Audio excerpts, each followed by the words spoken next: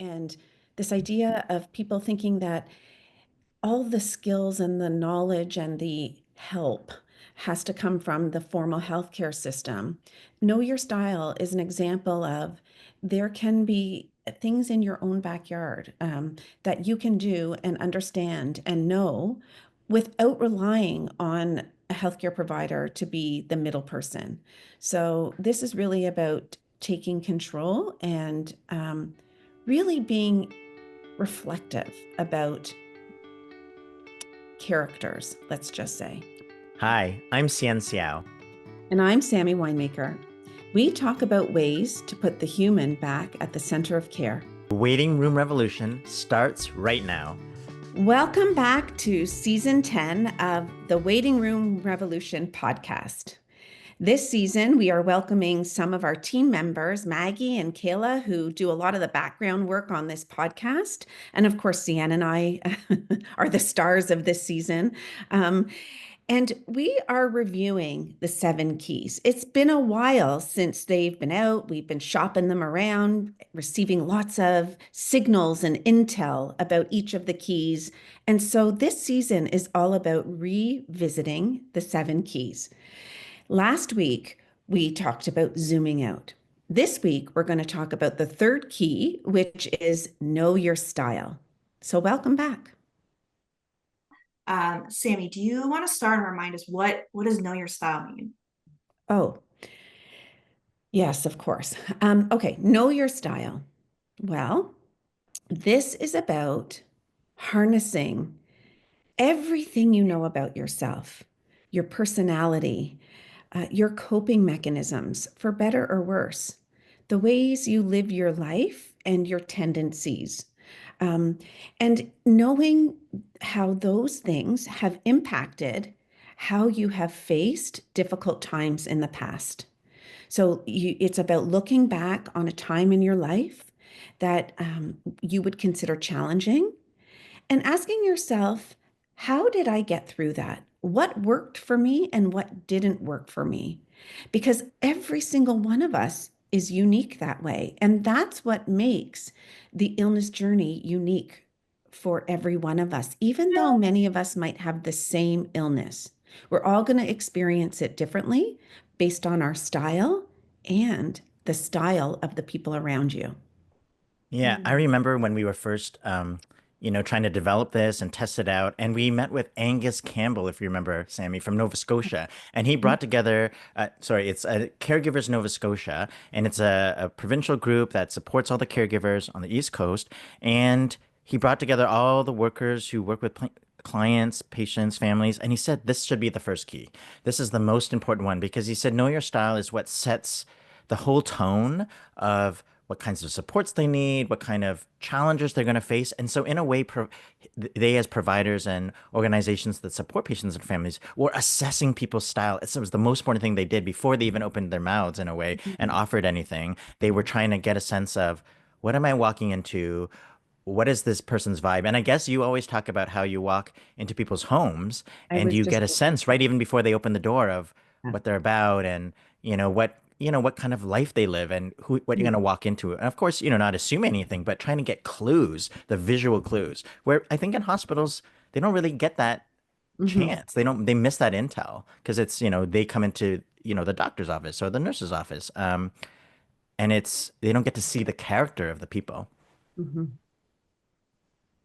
Yeah, I used to love that working in a hospital when I would see inpatients after surgery. People are not looking their best. Everyone's wearing the same hospital gown. And then when you would see them in clinic a few weeks later, people would be like wearing their own clothes. And you're just like, oh, you're wearing their own glasses. They just had their own, their personality came out, it was nice. It was cool to see You know what, Kayla, to your progression. point, I think that's why people put pictures in the ICU, when their loved one is lying there, without a lot of style. And people will bring in cards and photos and, hang their favorite hat on the end of the bed because families uh, maybe don't realize what they're doing, but they are making this environment unique. And so that the person can feel like they're in their own environment, but also that the healthcare providers see them as this was a person, not just a diagnosis or a bed number. Mhm. Yeah, we did that with my grandfather when he was in the ICU. We brought in his scarf and we played Irish music to let the team Yeah. know, like, this is who he is as a person. We also Yeah. snuck in his little dog to come in and say hi to him too, which Oh, was nice. really nice. I thought you were It's gonna say Irish whiskey, but Yeah, that's okay. me too. no whiskey. That you No, don't that need to wasn't, he sneak was a in. rum and coke guy. He was a rum and coke Okay, guy. So okay. that would have been more appropriate for him. But so what are some of the benefits of knowing your style, like for patients and families? Well, know your style is so helpful because it sets expectations, really.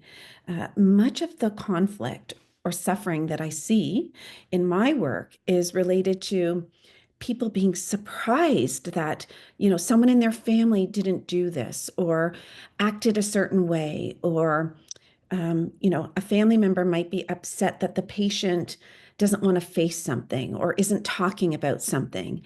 And I always ask people, is this the way they've been their whole life? And it's funny because people will, say, you know what? Yeah. When I think about it, this is the way they've been their whole life. And so we say, should we really be surprised? So it's not meant to change people, but it's meant for people to have the right expectations of each other and themselves. And also coupled with the other keys in our uh, waiting room revolution, it can help you to know how to mix and match the strengths of other people around you so that you can get what you need to have an in the know illness experience.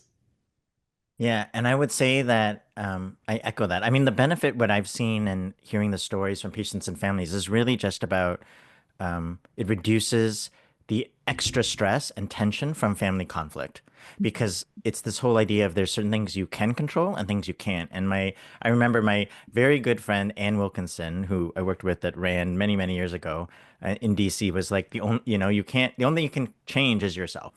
And so it's this idea of this acceptance of, well, the illness and the changes that are happening, but the acceptance of you can't change that person's character. And it's not, there's no use in getting upset that their patterns repeat or amplify when they're sick. And so it is a piece of coming to terms with it for yourself. If are you okay if this happens this way? And it may not be what you choose for yourself, but that's what they're choosing for themselves. And it's just coming to peace with that because, the people who have a lot of challenges are the people who like to be in charge or, we don't know anybody like that, but who like to control things and have it their way. But, there's some piece of people's illness journey. There's a piece of unpredictability, but also, there's just things are going to change and there's an acceptance of that. And the sooner people appreciate that gray area of the walking the two roads, then they can focus on the meaning and the relationship quality and not on the action.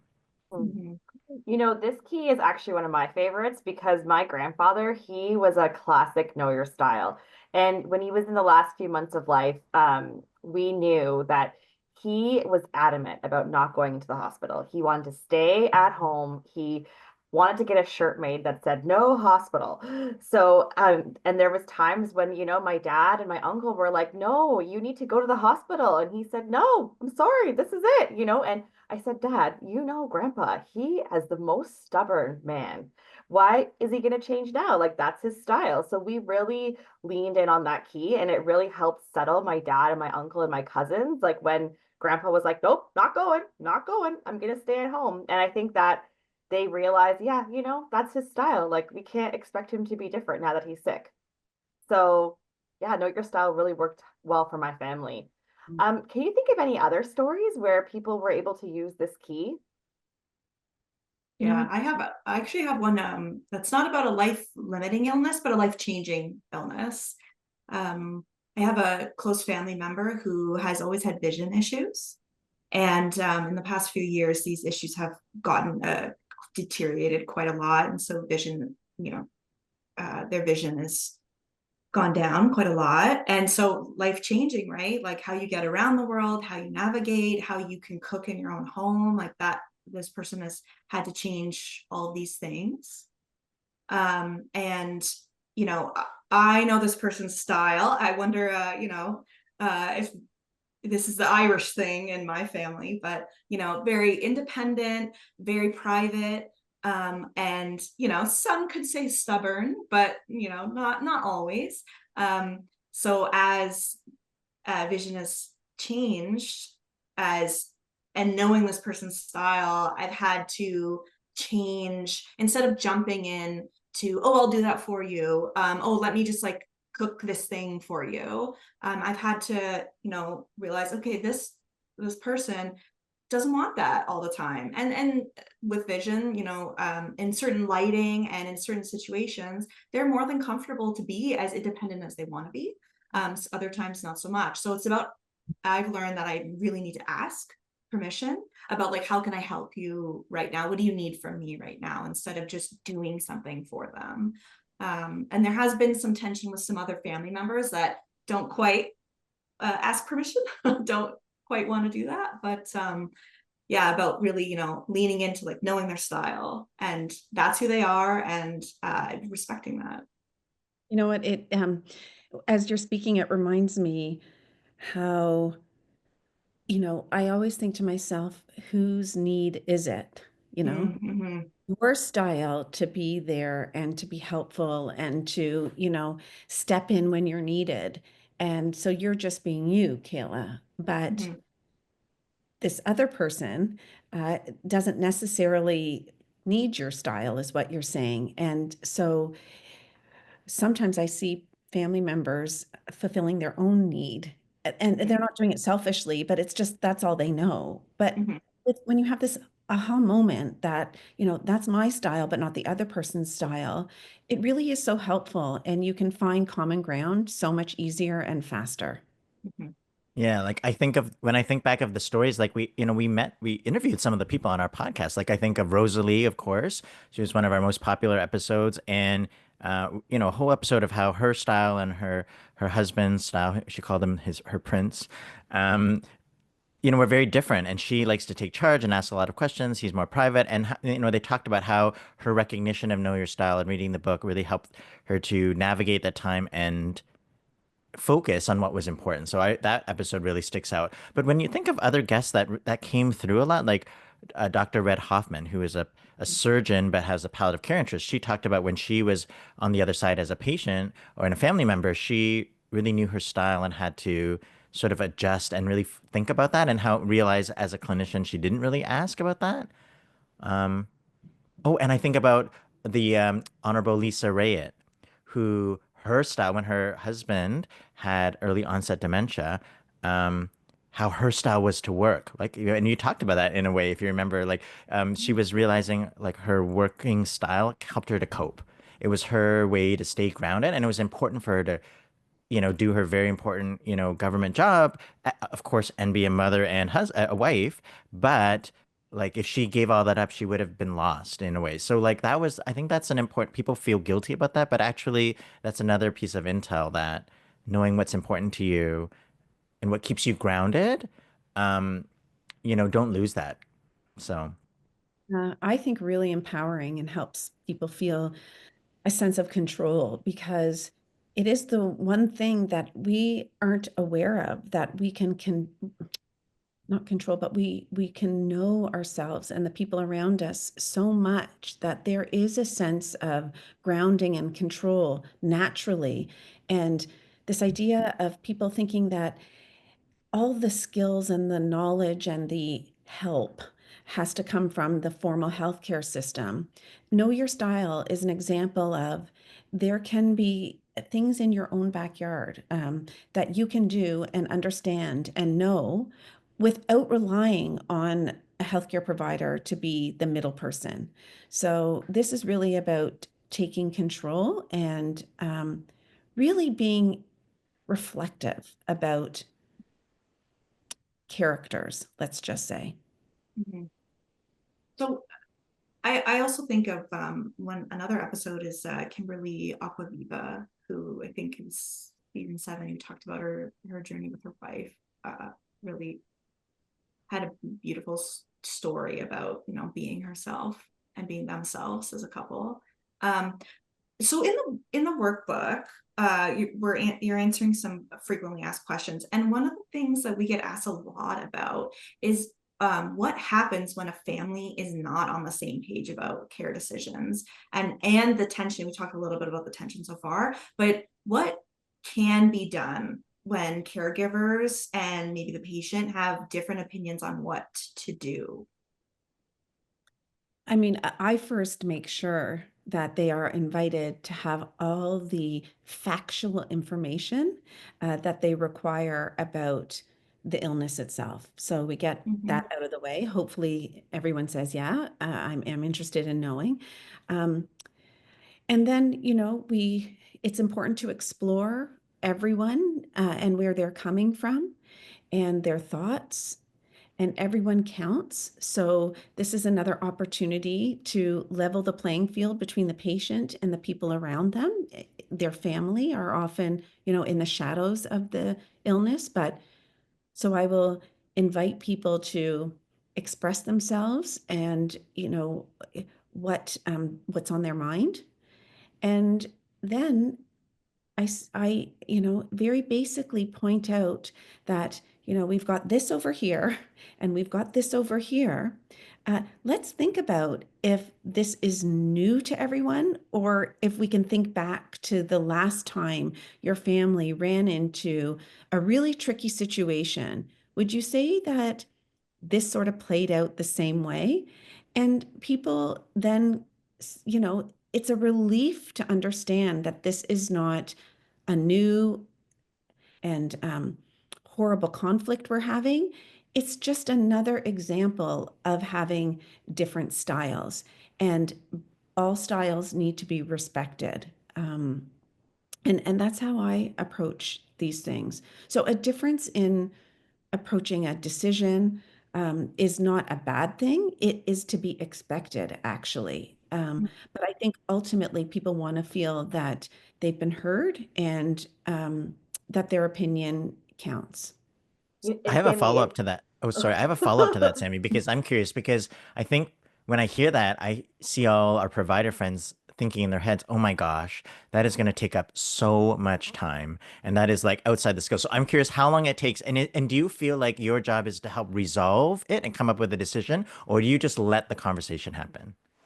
Yeah, I mean, don't forget that I meet these people typically, when the stakes are very high. And so hopefully other clinicians who are listening are in a position where they have been following along the patient for some time, and they will naturally maybe chip away at understanding people's styles before. So what takes me a little bit longer will probably take other clinicians not as long. And I just let the conversation evolve naturally. And I just know when to point out this is a know your style moment.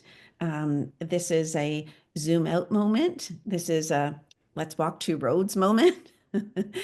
And, once you get the hang of it, you just sort of pepper it in as a healthcare provider at opportune moments, let's just say. These conversations rarely derail an appointment. Um, if they're done upstream and revisited often. And you know what? If it does derail an appointment, so what? It probably was really important to Mhm. spend some time doing that instead of whatever else was on the agenda that day, unless there was an emergency. So, so be it. Yeah, I was gonna say, Sammy, it sounds like sometimes your role is sort of like a mediator in families.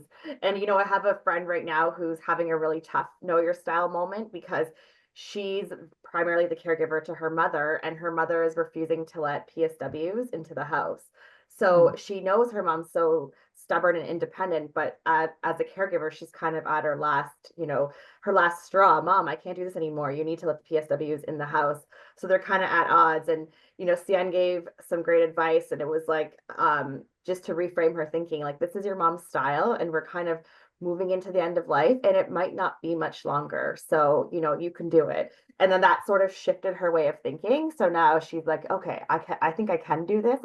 I know this is my mom's style. She's not gonna let the PSWs in, and I can do this. So Yeah, and to appreciate that if these are her last weeks and months, like think of it not as, oh, I have to do more, personal care, but I get to spend this time. And it might take longer, but I should appreciate that I get to have this time with with your mom, which, when on the other side of it, you're like, what people wouldn't give to have one more day. So it is hard when you're in the moment, believe me, but we all know, but there are times where you reframe, yeah, for sure. Like when I think about me, oh my goodness, I know exactly how I am going to be when I get my ticket, my major life limiting illness. Um, let's just say, God help my family, but they know what I'm like. Like if I think about myself, without sharing all my dirty laundry, I know I'm going to want to talk it out. Talk, talk, talk, talk, talk, talk, talk, talk, talk, talk, talk, because that's one of my coping styles, right? And I know I'm going to want my family around me, but I know that I'm going to probably, my instinct would be to say no to everyone, who want to help me because I've always been that way, sort of stubborn and proud. And it's hard for me to accept people's kindness and care.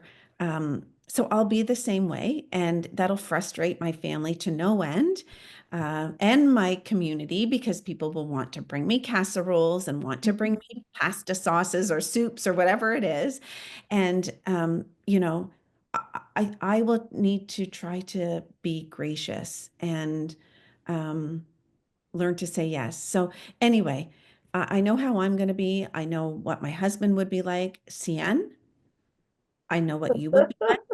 I'm not But sure I know, but you can tell let's me say what your that. family too. I can tell you. I will tell you after this episode exactly. Well, I'm curious then, you know yourself so well. See, I'm, and Maggie too, like because we do this work, we have thought about this. But for people who are just getting started, what are some things you can do to know yourself better?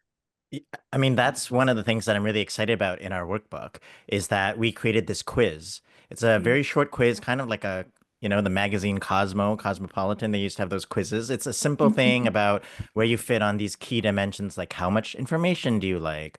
How private are you? Like, how do you face challenges or how far into the future are you a planner? These are some of the things that we put on. It's very simple. It's one page and people score themselves. And I actually think it's just an easy way to start a conversation or to reflect for yourself. And it can also be used by family members for themselves, but also to appreciate the other people's style. So in our workbook, we have like a QR code that you can print out more copies of it and do it for other people because sometimes, not everybody is a quiz taker, say, this wouldn't be my brother's thing to do a quiz, but I could do it for him because I know my brother, he's older than me, so I've known him my whole life. And I know what he would be like. So I can then look at my style, his style, and appreciate uh, where, where we will have certain conversations and where we don't need to have conversations because I just know how that's going to play out. And so that quiz, I think, will be really helpful in that chapter. And then so we have some discussion questions of what do you do with that information and how do you talk about it with healthcare providers. So anyway, for people not knowing where to start, I mean, of course, think about how you face just regular challenges or ups and downs in your life, not about healthcare. But then I think you can imagine what that would play out in healthcare. I think that you make a really good point about our workbook because we can think back about, what our characteristics are like, I think I have a sense of humor and all those kinds of things. But in the workbook, we specifically have distilled a certain number of qualities or characteristics or tendencies that people or style that people have around, a dozen different things that definitely will influence the illness experience. And so, where you rank on that survey will help you understand where you're going to fare well and where you might go fall into a pitfall. And again, it's just about eyes wide open. Instead of doing a 10,000 question personality quiz, it's more focused than that. Yeah. I think it's only eight. Yeah, eight, and it Eight leaves some questions. space. Okay. Yeah, for That's other doable. people. Yeah, That's and leave some space for doable. some other things we might not have thought of that are important to you. But Mhm. it is another way of, know your style and making it personalized, and then sharing that with your healthcare provider that this is how I like information, because I think they're craving that too, right? I think that was sort of that comment about Angus Campbell and caregivers in Nova Scotia, like, or many healthcare providers. They go in and they are trying to assess what kind of person are you, are you, and how are we going to work together? Mhm. Yes, I mean, you already touched a little bit about what providers can do, and I love the advice you gave about if it takes longer, who cares? So I know we have a lot of providers that listen to the podcast. Do you have any other advice for them that they can really help families navigate the know your style issue or tensions that may arise? Well, first of all, I think for all of us in healthcare, it behooves us to think about this for ourselves, just like I role modeled a couple of seconds ago. I think before we ask people to know their style, it's helpful for us as healthcare providers to know our own style, so that we can walk the walk with our patients and families. Um, but I think that, you know, sometimes these conversations take a little bit more time. And so for healthcare providers, it might be that they do a little bit often, or they decide to book an appointment at the beginning or before lunch or after lunch, maybe not after lunch or before. Probably people are laughing who gets lunch, but at the end of the day, somewhere in your weekly schedule, that it will have less chance of derailing an appointment. Um, and that knowing that practice makes perfect. You just do it once or twice and you get the knack of it. It's really so easy. I can't believe how often in my practice I use the 7 keys. They come up all the time. It's so, once we um, talked about them, revealed them, even to ourselves, it plays out in every single solitary home visit that I make. And it is just so helpful to have this kind of architecture or structure around certain concepts, so that you can just lean in at the moment that bing, bing, bing. Oh, this is a know your style moment, or oh, this is a zoom out moment. You will wonder how you ever missed these moments before. Yeah. I mean, for healthcare providers, like I think about so I have never told this story, but my aunt, very close to me, because as you know, my mom passed away. So my aunt, who lives nearby, was sort of like a second mother to me. And she, 7, 8 years ago, had AML, which is a very serious leukemia, and she was cared for at the cancer center that I worked at. But I remember the nurse, Margaret Forbes, who sat with my aunt to say, "Look, there's treatment, and there's not an. Are you?" My aunt is a very she's had many different conditions, so she likes all the facts, and she's a straight shooter. She's like, tell me it up straight up because I can handle it, and I know, one day my ticket will come. So Margaret Forbes said to her, the nurse practitioner said to her, said, I know you're the kind of person who likes information straight up, so I'm just going to tell you as it is. Like, we're trying this out, and this is the last thing we can try, and if it doesn't work, blah blah blah. Anyway, they went into all that, but that was what my aunt wanted, and she didn't want someone, because she is always wondering what happens after, what happens after. Like, she thinks about this in her sleep. So anyway, I know practitioners do that, but it's just really, some do that, but it's calling it out. And I think some of the best really understand their patients and adapt to their style, and of course lean to their own strengths. So I think it's also about um, yeah, like you said, Sammy, thinking about where people, their own strengths, because I think of our last season, the guests we had, Bunny Bresvar. She's really passionate about this, does Tai Chi, and she adapted the keys to, with Tai Chi moves. Or Ruth Richardson talks about how she's like a really good listener, and makes jokes and loves community facilitation, and that's why she just puts in her personality into her education. So I think, it's as much it is about the patient style, the clinicians have a style too, and I think it's okay to own that and say, look, I'm more comfortable doing it this way, but is that going to work for you, or how are we going to work together? And I think without being honest about that, we're not really, having authentic relational care. I agree. Yeah, I just think, my loved one who with the vision issues just told me a story the other day about going to the eye clinic, and the clinicians, in with the best intentions, were you can sit here because you can't see anything. And, I'm gonna grabbing their arm to guide them, which, is again, best intentions, but, didn't recognize that that is not the style of perhaps the patient that's in front of you. So I think there's something to, if you don't know the person, asking what they need, asking how would you like this information, asking permission is an important first step that I think Sorry, is a good reminder. I'm interrupting again. Sorry. But Kayla, you're reminding me of my husband's grandmother. She's no longer with us, but when she aged into her mid 90s, and it was my tendency to want to hold her arm and help her out of the car and, help her up the steps and to the front door. And she used to bristle at me, offering an arm.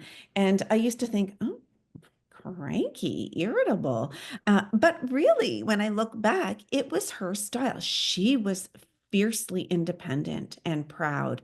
And the idea of feeling old and, needy was just not her thing. She prided herself on being this very lovely and well put together and, strong and independent person. And I was making her look bad. And so, knowing her style at the time would have been helpful instead of me thinking, oh, she woke up on the wrong side of the bed, Yeah. Yeah. And I was, as you were talking, Kayla, also like about asking people permission. I think that is the other piece about it. You know your style, but the Kimberly Aquaviva's um, episode, which we alluded to earlier, and it's talking about LGBT and equity and how we can make people be more inclusive. And at the end of it, it really wasn't about anything different other than recognizing that we should make assumptions and we should ask. We should ask, who are you as a person? What's important to you? And once we know that, we do our best to, appreciate that, include that, accommodate that, or what have you. In that, and that's all that they really wanted. I think that's all that any of us really wanted. So yeah. I think that's a good place to end I was things. gonna But say, yeah, that's a great spot to wrap it up. Thank so you. thank you both, Kayla and Maggie. We'll see you on the other episode. Yeah. Yes, Yes. next week. Thanks for listening. Visit our website, waitingroomrevolution.com, to join our newsletter, learn more about the movement, check out our free resources, and see if we're coming to a city near you. This episode was produced by Cien Siao, Maggie Sivak, Kayla McMillan, and Shilpa Joythi Kumar. Our theme music is Maypool by Ketsa.